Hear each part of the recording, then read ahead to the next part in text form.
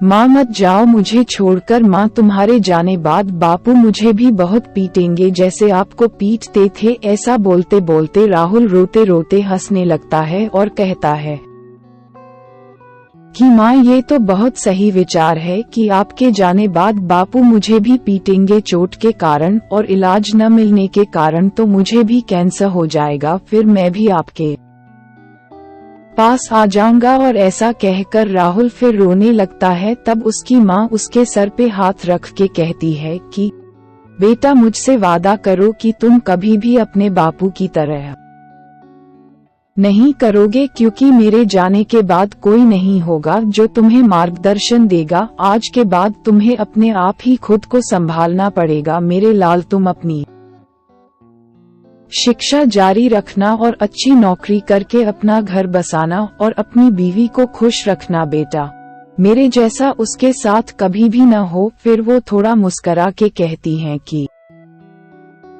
मैं रोज तुम्हें तारों से देखा करूंगी। अच्छा सुनो, अब चलती हूँ बेटा, मेरा वक्त करीब आ गया है। खुश रहना मेरे बच्चे, कभी मत रोना, और अपने बापू को मेरा अलविदा कहना।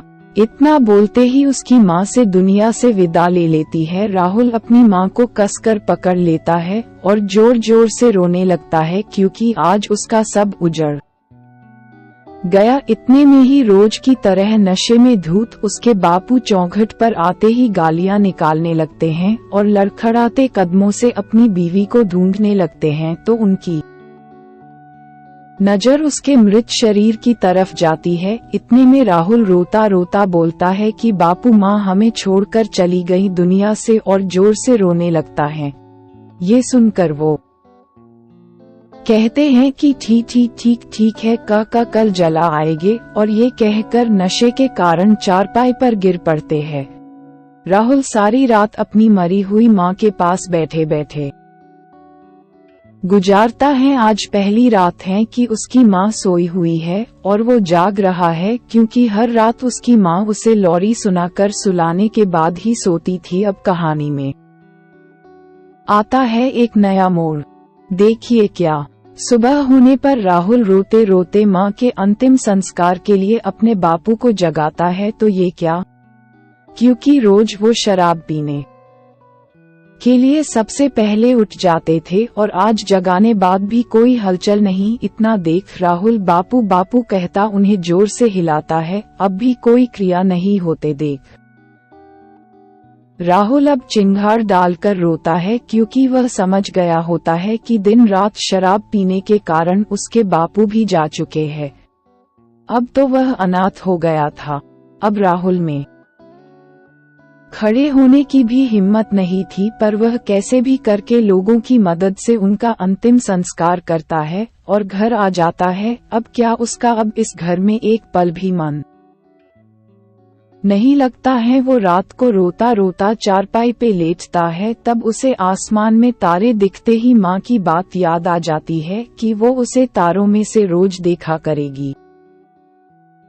तो वो सोचता है कि माँ मुझे देख रही है। ये सोचने सोचते उसे नींद आ जाती है। अगली सुबह उसे बहुत खराब लगती है, क्योंकि आज उसकी माँ उसके साथ नहीं थी। अब वो फैसला लेता है कि उसकी माँ ने उसे को आखिरी में समझाया वो वैसे ही करेगा, और उसने कसम भी खा ली कि वो शराब को कभी हाथ नहीं लगाएगा। अब राहुल रोज सुबह जल्दी उठ विद्यालय पढ़ने जाता और आने बाद मजदूरी पर जाता, ताकि अपने पढ़ाई का और अपना खर्च चला सके। फिर रात को आकर भोजन बना के खाता, फिर अपने टूटे फूटे कमरे के हल्के पुराने बल्ब की रोशनी में पढ़ाई करता और सो जाता। अब वो रोज ऐसे ही करता। धीरे धीरे वक्त गुजरता गया। उसकी शिक्षा पूरी हो गई थी। अब वो नौकरी करने शहर जाना था, पर वो एक कमरे का मकान छोड़ने का मन नहीं कर रहा था, जिसमें उसकी बचपन की, उसकी माँ की, परंतु उसके बापू की खराब यादें थी, क्योंकि वह रोज नशे में आते और उन माँ बेटों को पीटते थे। पर अब जाना तो पड़ता ही, तो वो ताला लगा कर चला गया, और कभी कभी महीनों से आकार उसको संभाल लेता था। अब वो शहर में एक अच्छी कंपनी में मैनेजर बन चुका था और उसके कंपनी के मालिक ने उसकी ईमानदारी देख और उसको इच्छाएं देख उससे अपनी बेटी का विवाह करा दिया था। अब वो एक अमीर, जिम्मेदार, गृहस्थ इंसान बन चुका था। उसका भी परिवार था। अब वो अपने बीवी बच्चों को अपने पुराने मकान में भी ले जाता था कभी कभी, परंतु वो रोज सोते वक्त तारों को देखना नहीं भूलता था क्योंकि वो मानता था कि उसकी माँ उसे देख रही है।